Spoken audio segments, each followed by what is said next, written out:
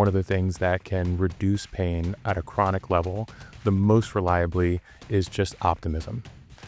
When I tell people that optimism can really make a radical difference in their pain, I generally gets a chuckle or it gets a laugh because it sounds kind I of was like, come on. it sounds kind of silly, but they have looked at the mindset in people dealing with chronic pain, and the people with a more positive mindset, even if all the other factors, all the other comorbidities are equal, the people with a positive mindset will have fewer reports of pain, and that pain, when it does come on, will be less intense. How many of us have woken up on a given morning with a few aches and pains and have quickly said, oh my gosh, I'm finally getting old? Well, we want to change that dialogue and that narrative, and that's why we invited our next guest onto the show. Dr. Dan is a doctor of physical therapy, author of The Pain-Free Body, and clinic director at MIMS Method Physical Therapy in Midtown Manhattan. A 90-year-old person that has good posture and they look strong, I guarantee you they're not sitting for longer than 30 to 45 minutes. Number one contributor to chronic pain is sedentary behavior. Really? Yes. Okay, we've got to hold that for a second. Okay. The number one contributor to chronic pain is being sedentary or sedentary behavior. Why? Well, it leads to a lot of tightness. It leads to a lot of atrophy. It leads to a lot of weakness. People that are more sedentary are more likely to suffer from depression. People that suffer from depression are more likely to suffer from chronic pain. The act of moving very little has a lot to do in terms of contributing to the overall complex of feeling pain. And so sedentary behavior is a really good way to just describe a lot of different factors when it comes to things that can contribute to chronic pain. He specializes in sports physical therapy, working with professional dancers and Broadway performers, and treats with a full body approach rooted in education and long-term resilience.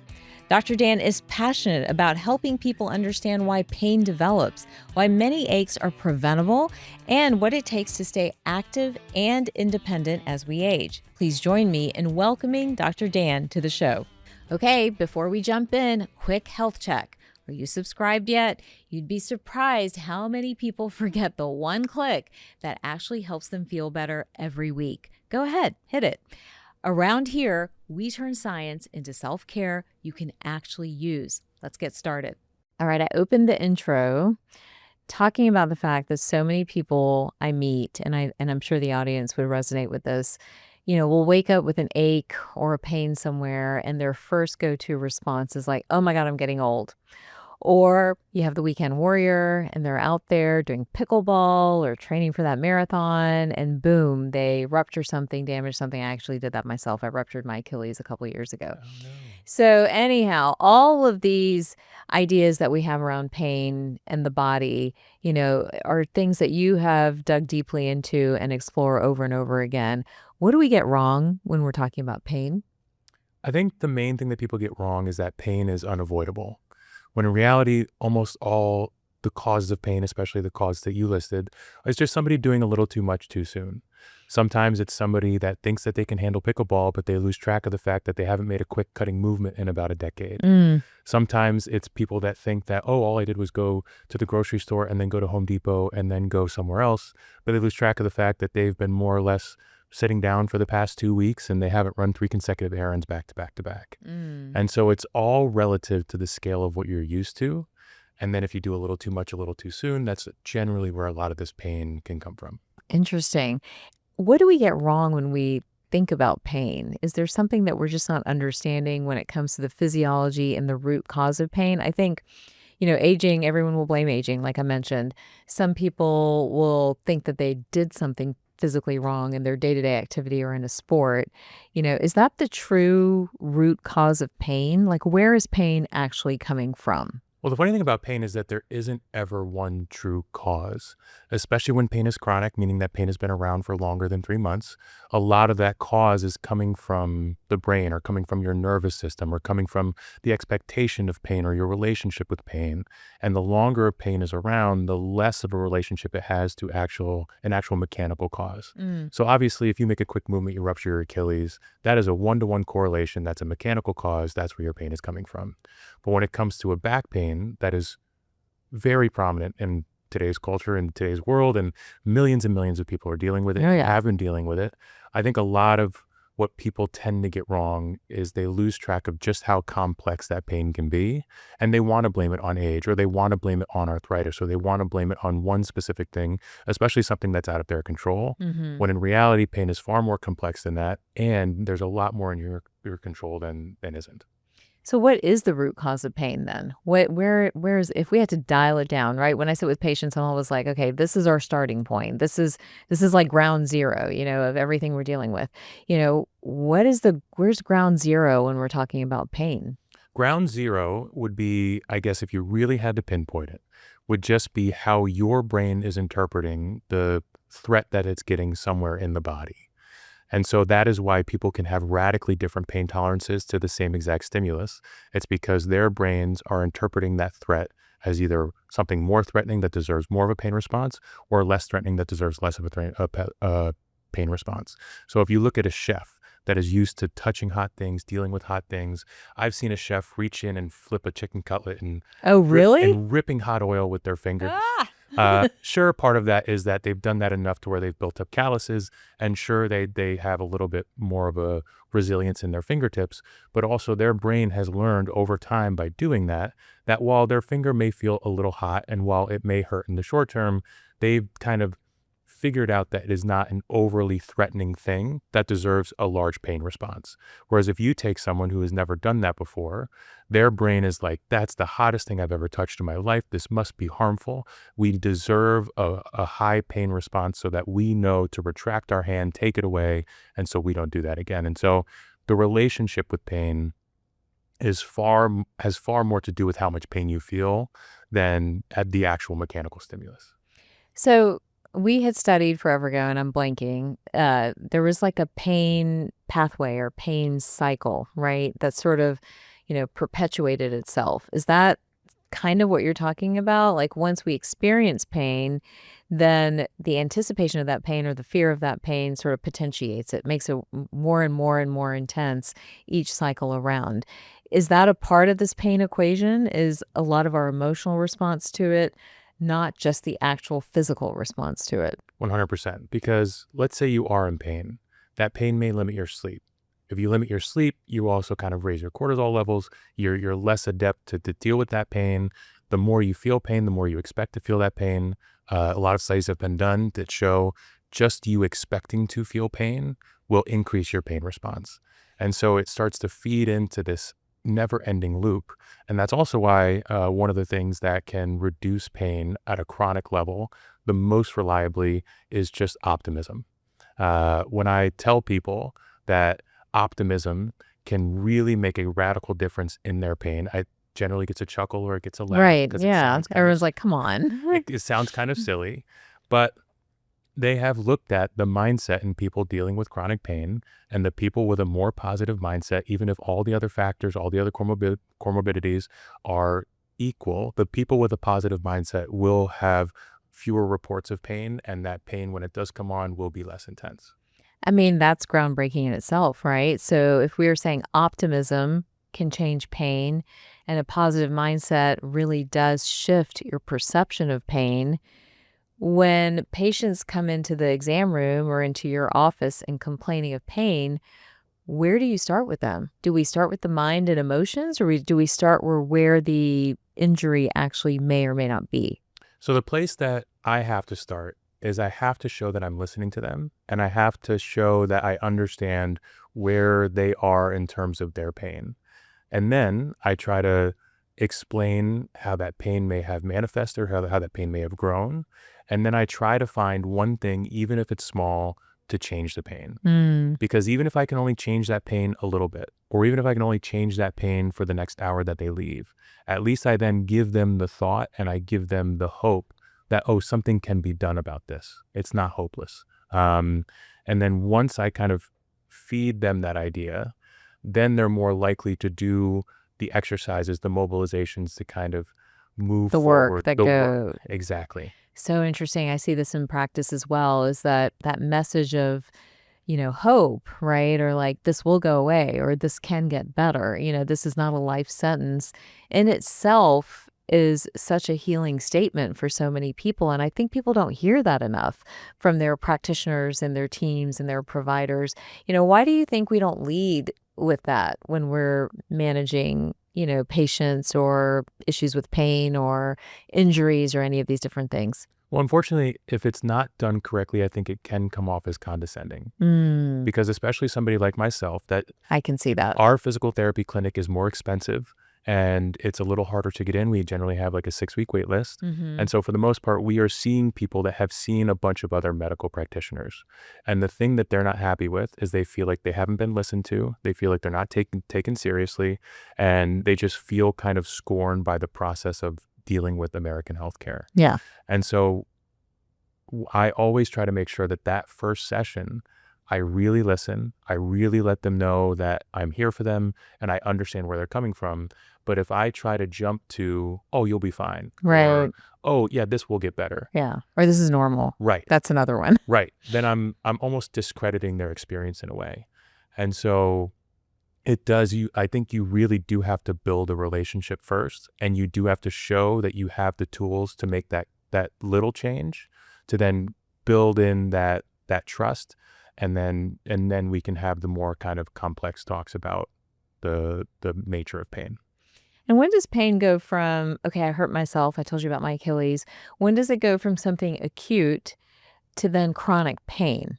Like when and how does that transition happen? Like again, going back to me, it's not all about me, but I ruptured my Achilles, right? 2021, horrible, couldn't move, limited mobility, but I came back, right? And I'm back to doing everything I used to do. I don't run because I'm scared, honestly, but I do just about everything else. So I'm past it now. That acute pain episode is not a chronic pain issue for me.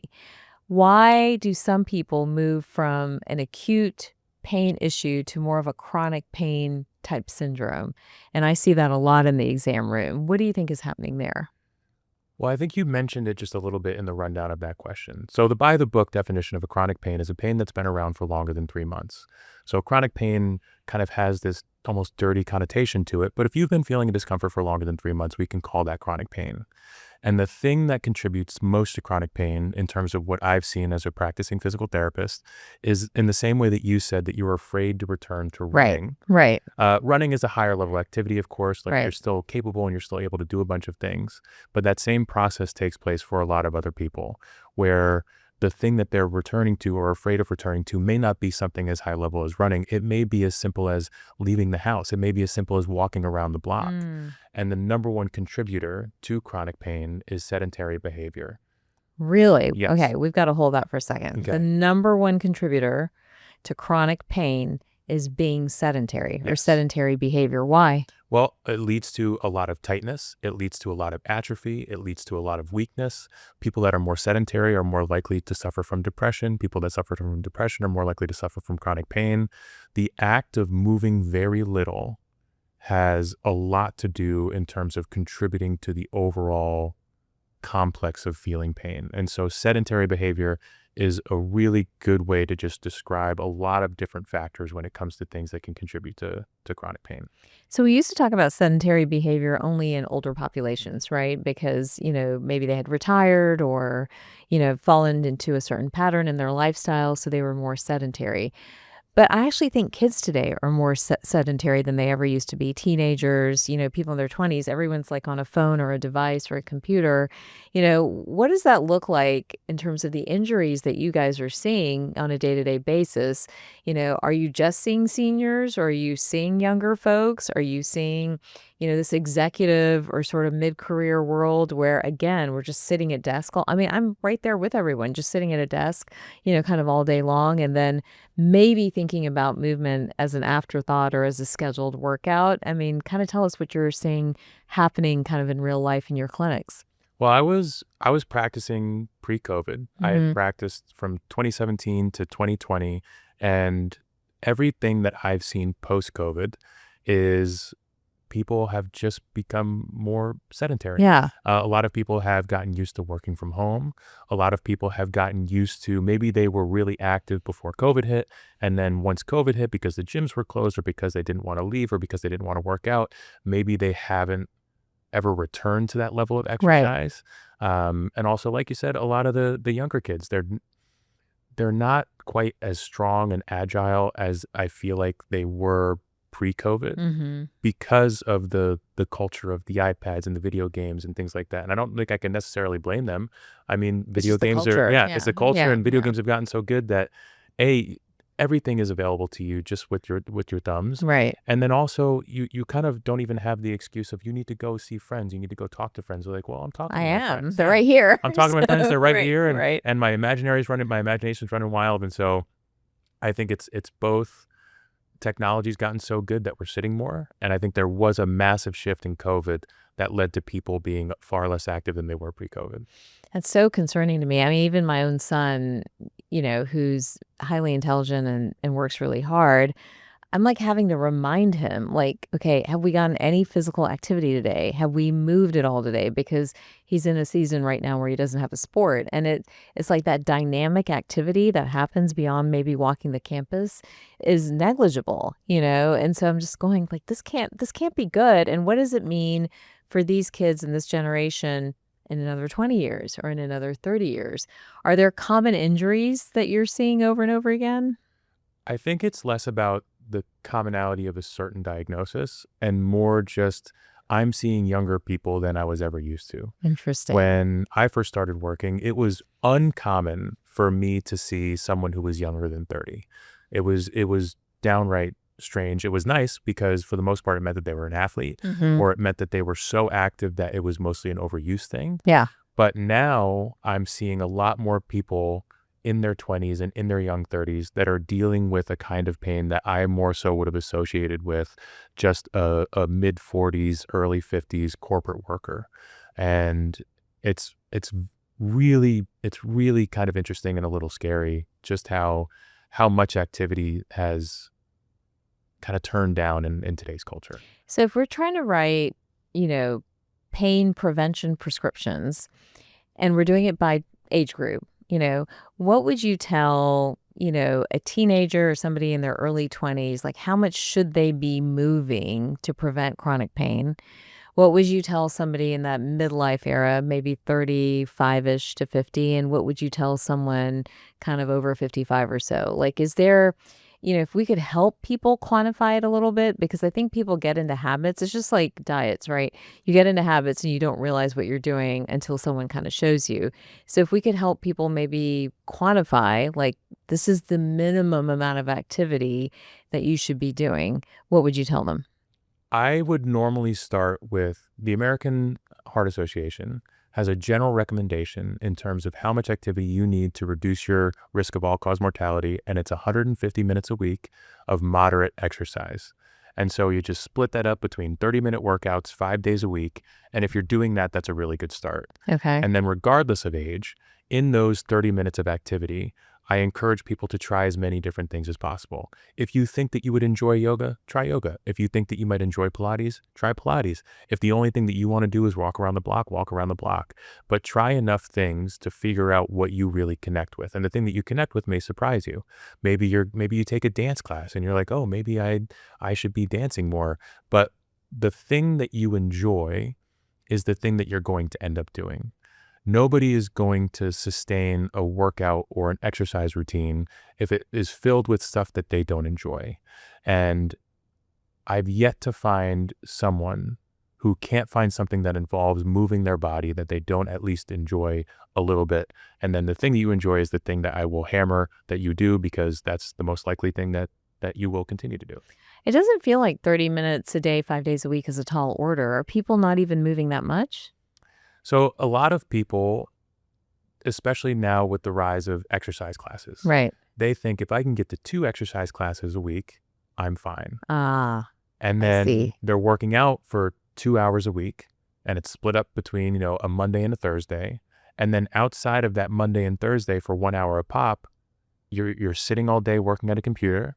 and then you put the computer away and you sit on the couch and then you watch TV, and there's very little movement in the interim. Mm, And it's that lack of interim movement that seems to be the issue.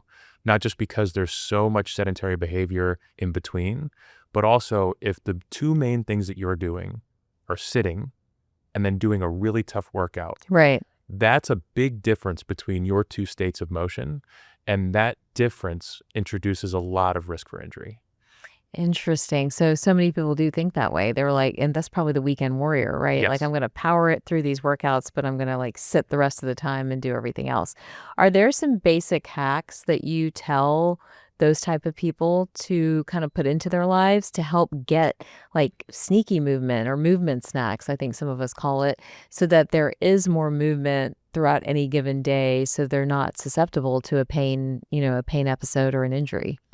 I will normally start with just asking them if they have a sit to stand desk. A lot of times, especially here in New York City, if they work in an office, a lot of times they have access to a sit to stand desk. And if that is something you have access to, the general recommendation is you sit for 20 to 30 minutes and then stand for 20 to 30 minutes.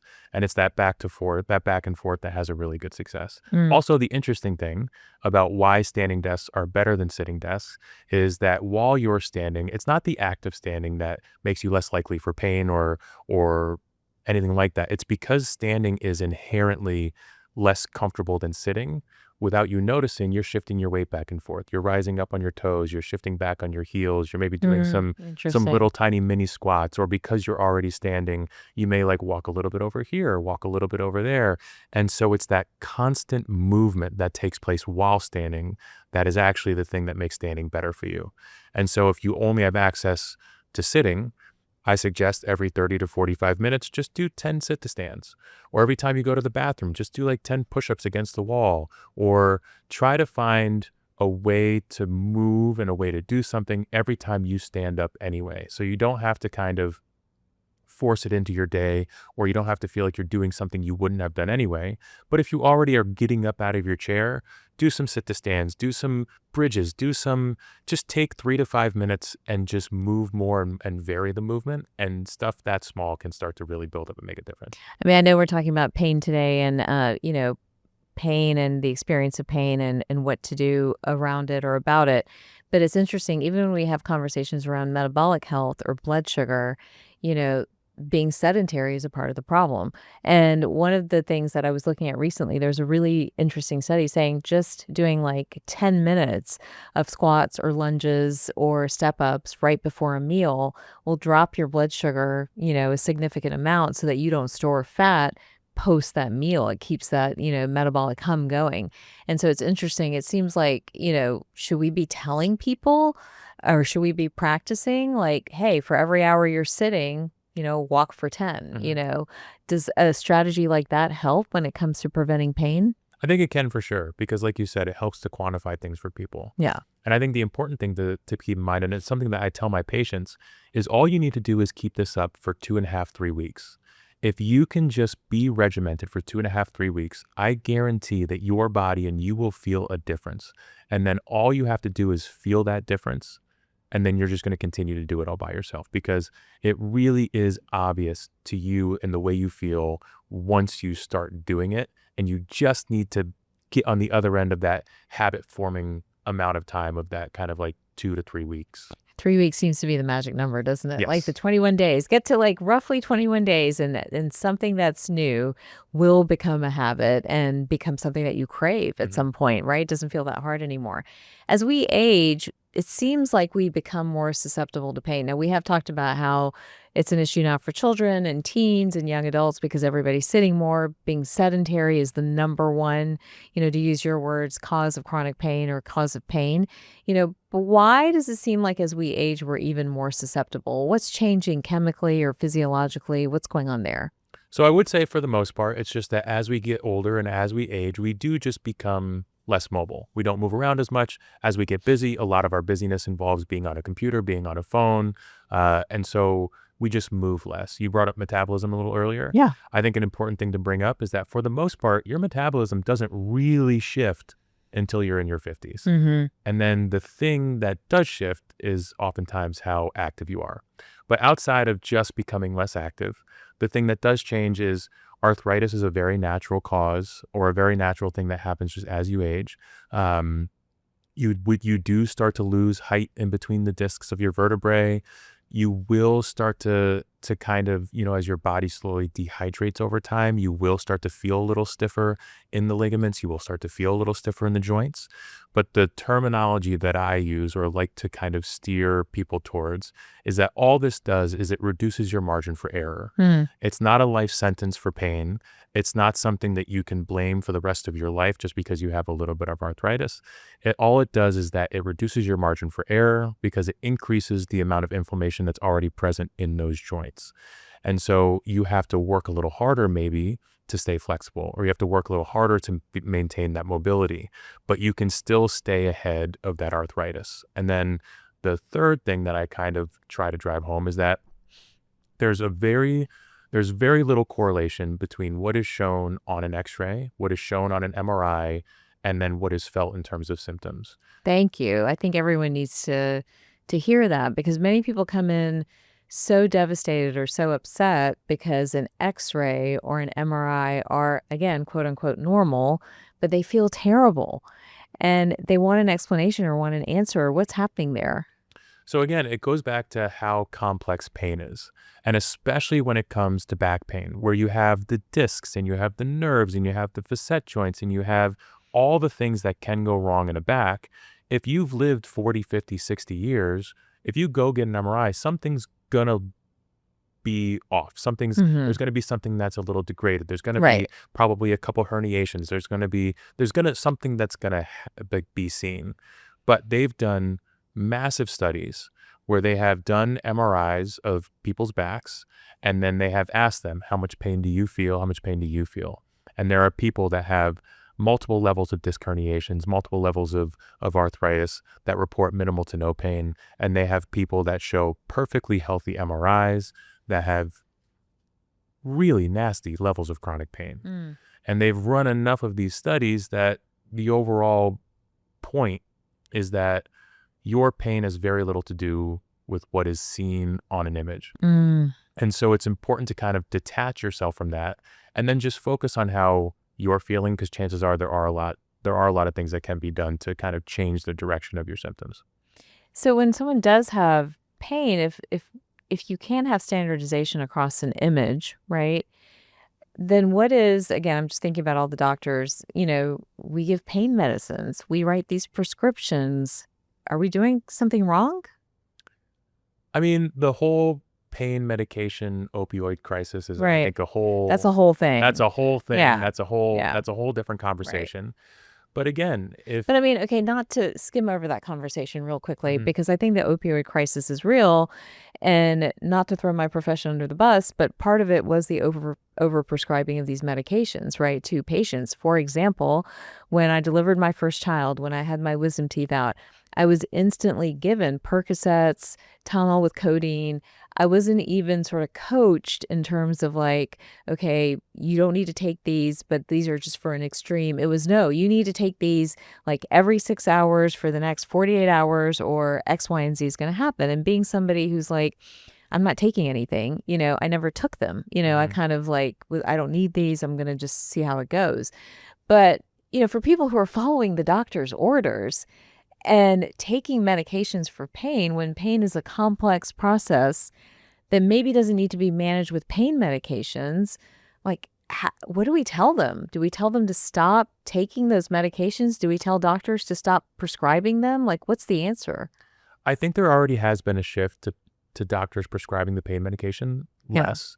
Yeah. And I think it just became the easy thing to do because pain is complex. Right. Getting rid of the pain is complex. But when you prescribe someone an opioid, it's a really easy way to mask it. And it's gone and it's done. Yeah. But the good thing is that at least in my office and people that I've seen over the years, they already want to get off of those.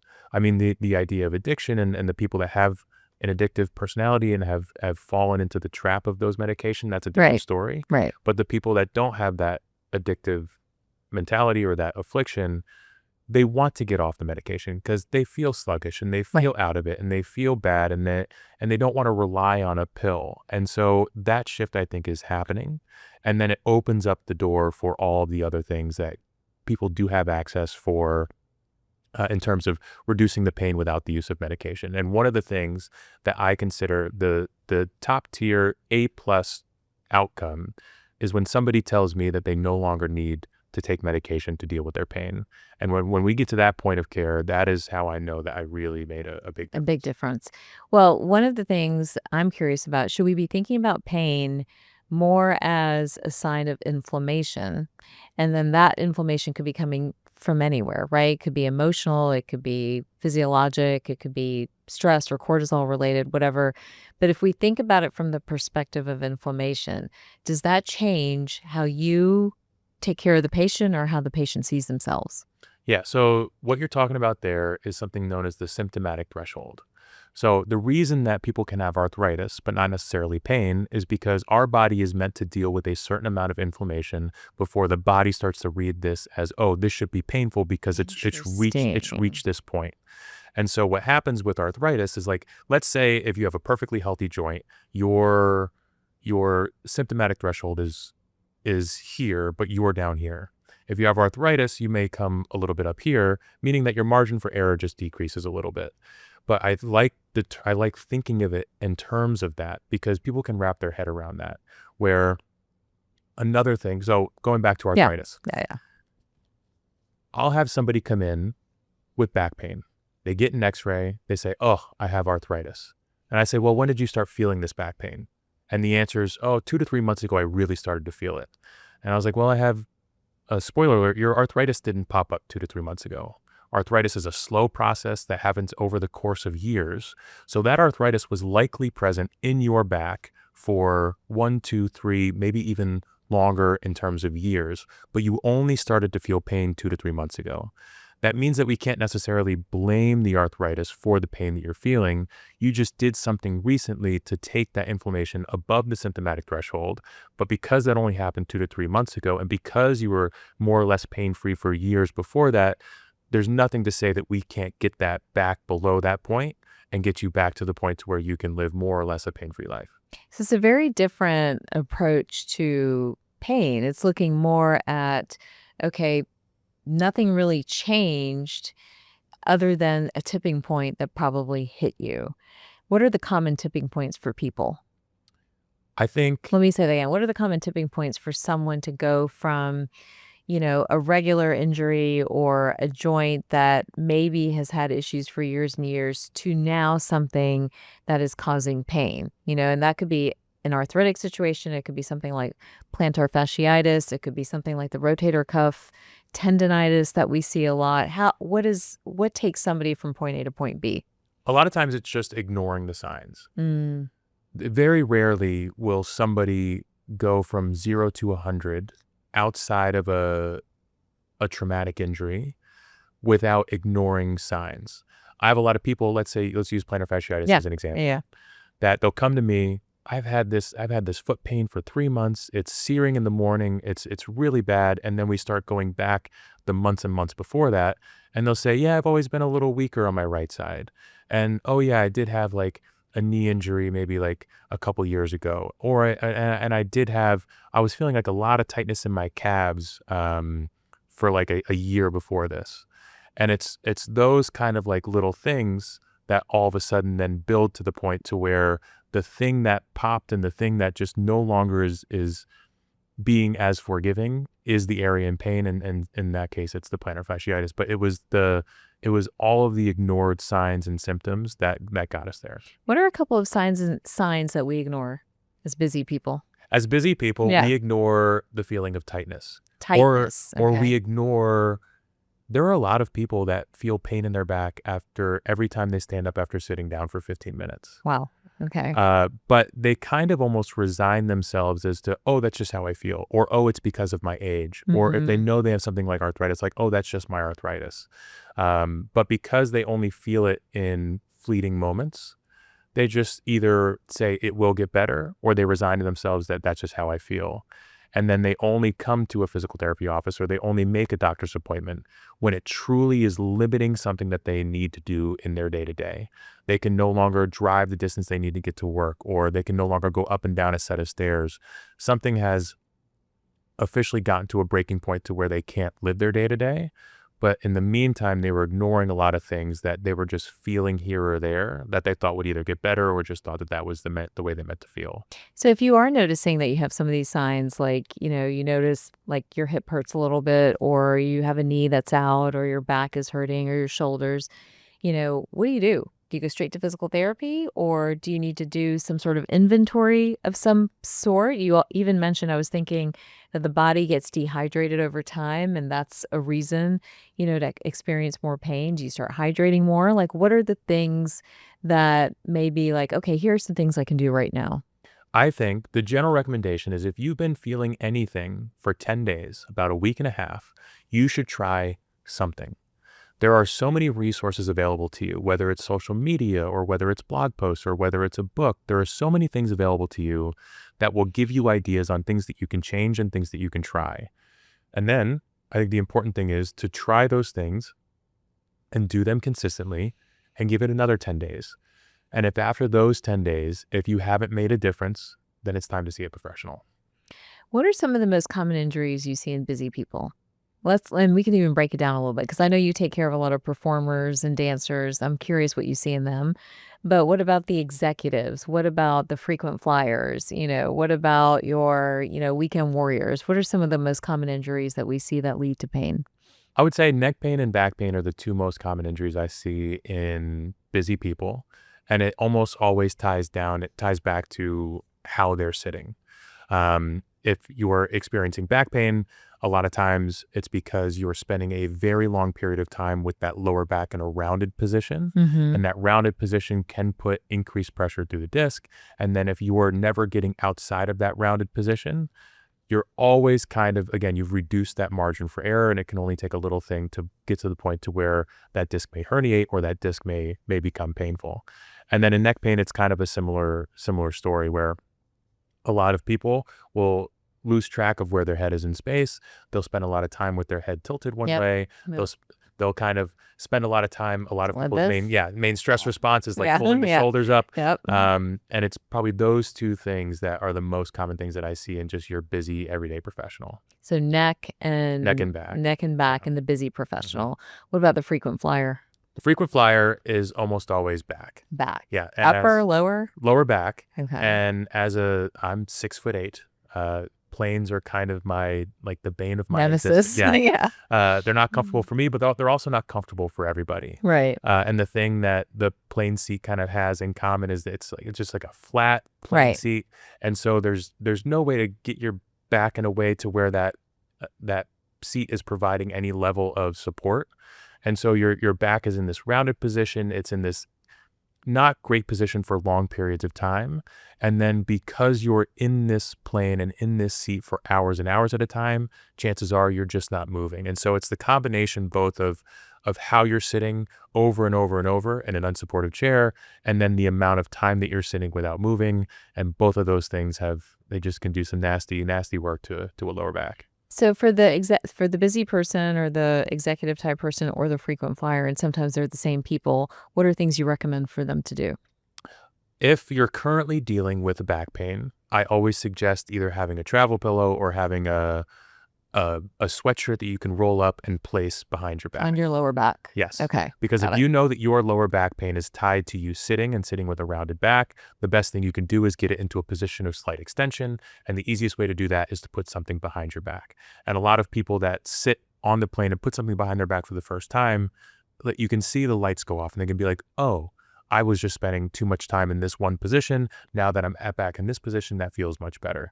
And then as annoying as it may be, get up out of your seat once an hour, move around, go to the back, just walk to the bathroom and walk back. I can do sit some- for 4 hours straight. I It's know. So bad. I It's know. So bad. And so if you bad. don't travel all that frequently, Yeah. you're fine. And if Yeah. you're not currently dealing with anything, it's fine. But certainly if you are dealing with something, getting Get up up. out of that chair, do some calf raises, get some blood flowing. You don't even have to go to the bathroom, but walk to the back of the plane and walk back. And just breaking up that cycle of sitting can make a big difference. Do you like red light therapy for muscles and mobility and some blood flow? And just curious. I'm just thinking like maybe we can build a plane which has a red light bed in it. But Sure. anyhow, but I was just curious what you're thinking about, if you feel like some of these modalities help. I think modalities do have a place. And one thing that my girlfriend and I kind of butt heads over Yeah. is that she is a modality girly. Okay. She loves a modality. Yeah. She loves Give her a good red light bed, sauna. she loves cold red light. plunge. She loves that. She loves STEM. She loves all of that. Yeah. And she was a Division I athlete. She Mhm. stays very active. She understands all of the rules of movement and building strength. And so for her, I think modalities are great.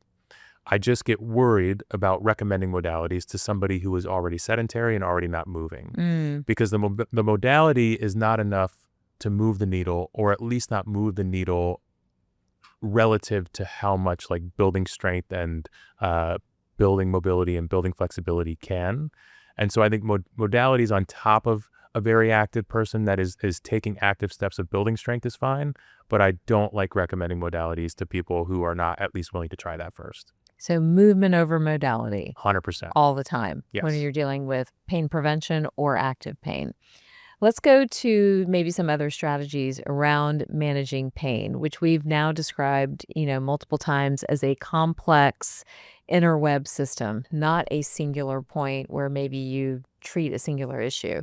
The challenge with that in our current medical model is that that's not how we think about pain at all. And usually the way it goes down for most people is, presentation with pain medication of some kind, doesn't have to be an opioid, but some sort of pain management plan, and imaging of some kind. But there's not a lot of conversation around the role of inflammation, the role of diet, the mind-body component. And one of the things that Whole Plus is, that we're so passionate about is connecting the dots for people.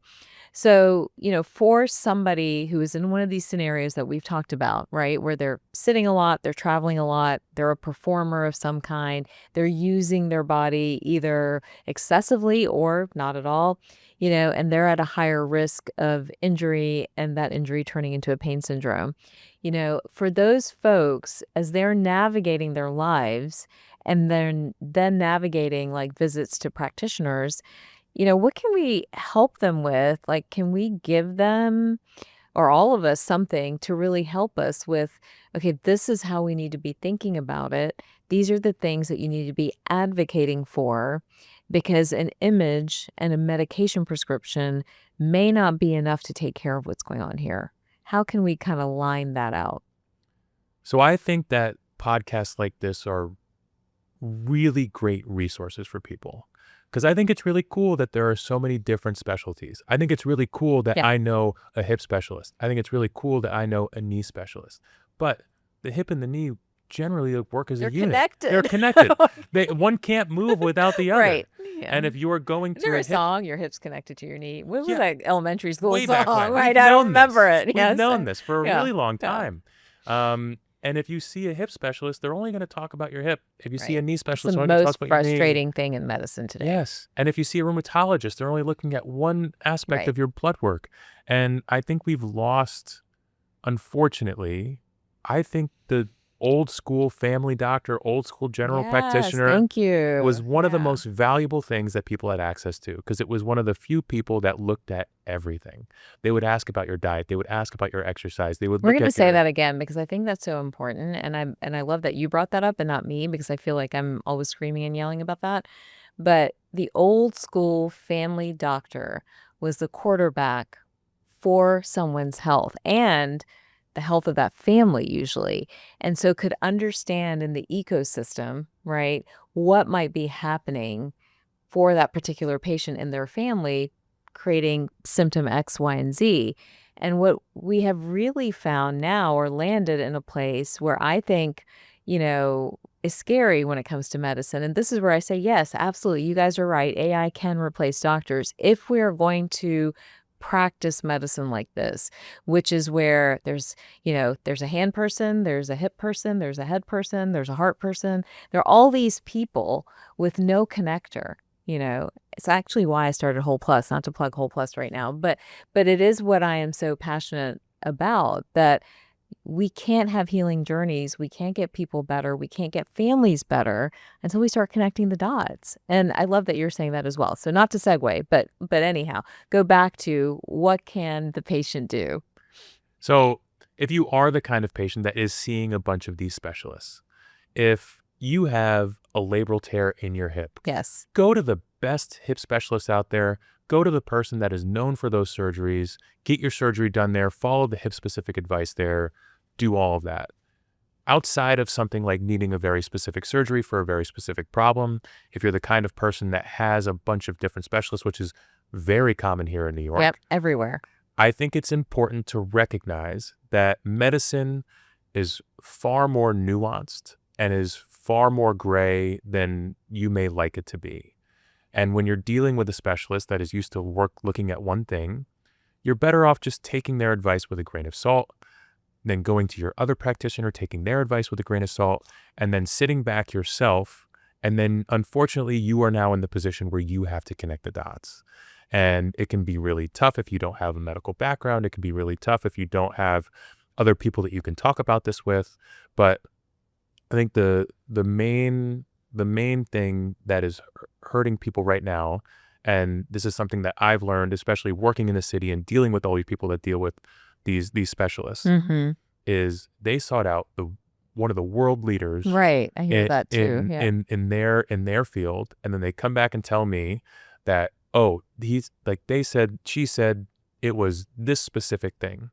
And I was like, well, yes, like that specific thing is happening, but what's to say that that specific thing isn't being inflicted because of the lack of stability in your ankle? Or what's to say that that specific thing isn't only bothering you because your diet is not good?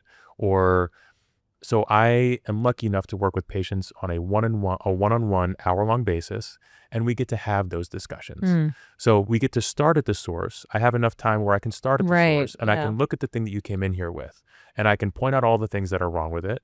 And then as we go through this journey together, as things get better and some things don't get better, then we have plenty of time for the opportunity of, oh, actually, you did bring up that you had this knee injury. Let's kind of dive into that joint. Or I've noticed that when you stand on your left leg, you're just not as stable. Or I noticed that you came and saw me at 4 p.m. and every time you see me, you're maybe a little spacey. And I get to ask you, do you eat lunch before you come here? Or when's the last time you ate before you came here? And so we kind of get to tie the dots together. I think that's such an important point, that you really do need to have that advocate that is listening and observing and understanding that the body's interconnected. If a patient doesn't have that person, how do they advocate for themselves? The squeaky wheel gets the oil. And if you're not happy with the person that you're seeing, if you're not happy with your practitioner, I think you owe it to yourselves, politely, of course, to say, I don't think you're listening to me. I don't think that this is right. I don't think that this is right. And then you may have to find someone else. Because if you're seeing a practitioner that is in and out in 5 minutes and that doesn't take the time to look through your medical binder of all the different images that you've had and all the different experiences that you've had, then I think unfortunately it's time to find someone new. You just have to feel comfortable taking that agency over yourself and taking that autonomy, because we've kind of just like lost track of how we can do that for people. I think at a minimum, I think people get really stuck in this idea that something like pain or fatigue or, depression or anxiety, that these things are, not singular issues. They are interconnected issues. Chronic pain will cause depression and anxiety, right? Chronic inflammation will cause chronic pain. Depression and anxiety are neuroinflammatory disorders. We can cut and paste this in lots of different ways. But I think for the patient, what I'm hoping, and part of my motivation in bringing you on, is to really, get that understanding. What I want the patient to understand is that, including myself, all of us, what I want all of us to understand is that a holistic approach to pain is necessary. And I think from a cultural standpoint, even as patients, we have to shift our mindset too, right? Because I meet patients all the time, like, I went to the best, blah, blah, blah. I went to the best here, and they're running. They're like running in circles around the country, the city, the world, whatever, doing that. But at the end of the day, the best of the best are only as good as how connected they can create a plan for you to heal, especially from something like pain. What is it that we can do as we age to make sure we're pain-free? What would you recommend? Move. Move. Just It's move your more. number one rule. It's Move. just move. Everyone off. We're sitting doing this I podcast. know. We need to get up I'm and already move. kind of getting to the point. I'm not sure how long we've been sitting, but I know. It's time my to move. my internal clock is going off like, oh, I think it's time It's to time I think to it's time to move. fidget a little bit, I or it's know. time to Yeah. it's time to move. And I know I've said it a bunch here, but it truly is the secret. A body in motion stays in motion. If you see a 90-year-old person Yeah. that has good posture and they look strong, if they're your grandparent, spend a day with them. I guarantee you they're not sitting for longer than 30 to 45 minutes.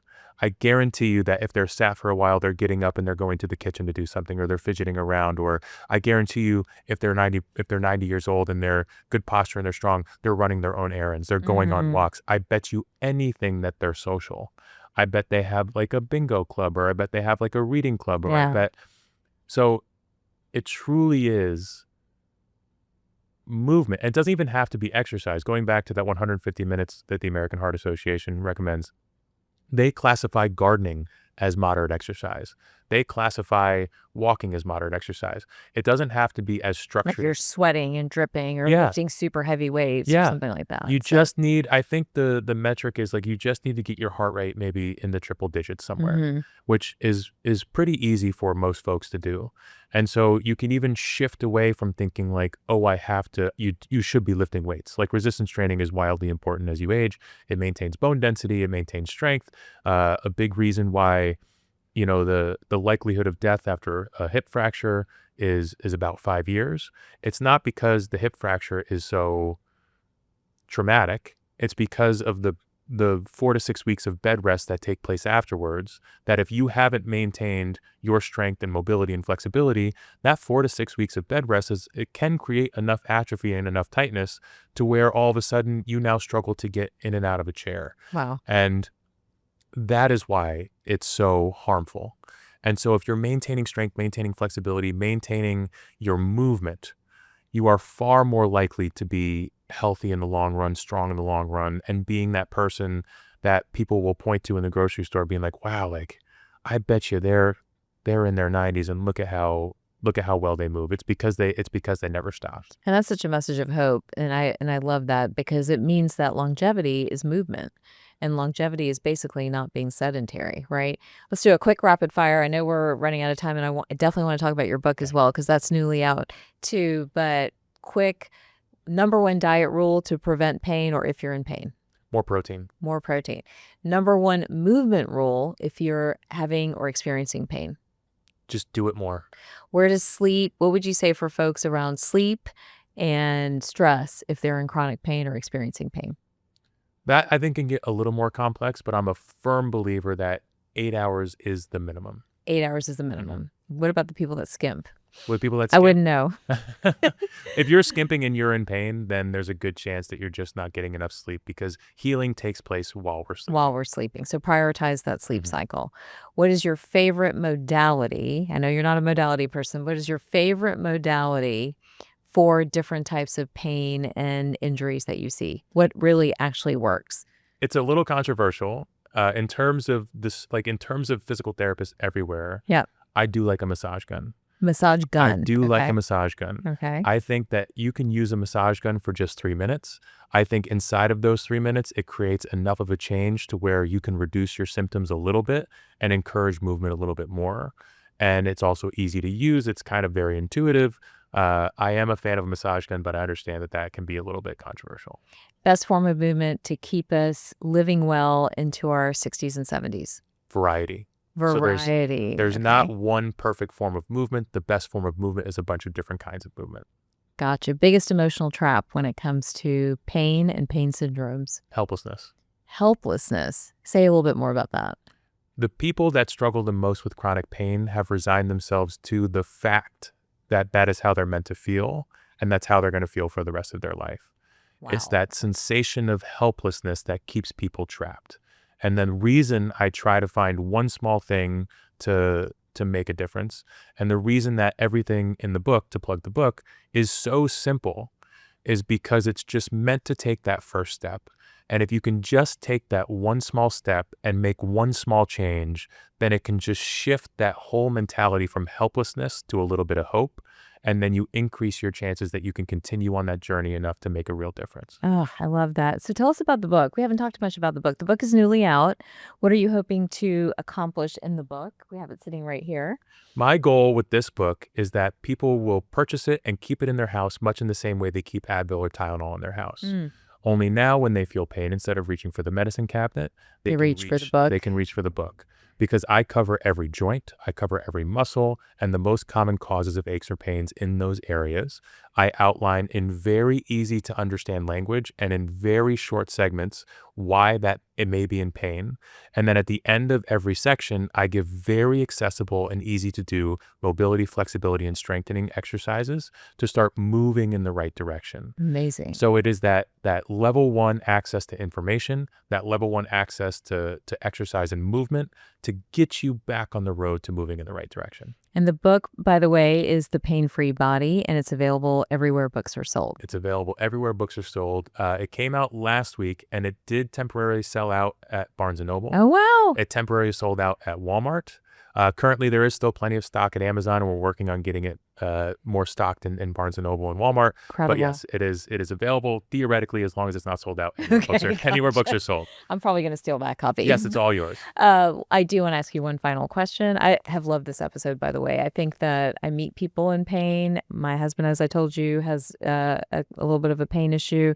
And I think the message that he gets from his providers, or that my patients are hearing outside of my exam rooms or exam rooms at Whole Plus, is not often one that is driven towards resolution of pain and pain syndromes, right? It is usually very fixated on, here's the injury, here's the image, here's the medication, the end. And I love that this conversation hopefully opens up the minds of both doctors and providers and patients as well to think in a little bit of a different way. So thank you for that. I really appreciate it. And for you, I want to know what makes you whole. What makes me whole? I think it's movement, and I think it's variety of movement. Variety of movement. Yeah, I think it's, I do try to practice what I preach, and I do try to challenge myself to move in different ways. It could be in the clinic. If I give a patient an exercise that I've never really done for myself, I will try it alongside with them. My girlfriend she loves a group Pilates class. Yeah, I'm right there with her. I'll go to solid core with Yeah. her. I try to find ways to maintain that variety, and then find out what I'm not good at so I can work on it and get better. And then I know that will reduce my likelihood of being in pain and increase my likelihood of living a strong and healthy life. I love that variety of movement. Well, thank you so much for taking time out of your schedule to join us today. I hope for all of you watching and listening to this episode of Whole Plus, you will help someone who is suffering from pain and share this with them. And I will hopefully see you guys next time. Before you go, remember, healing doesn't happen all at once. It happens in moments. If today's episode gave you one of those moments, subscribe and keep learning with me. The next video is right here, and it picks up right where this one left off.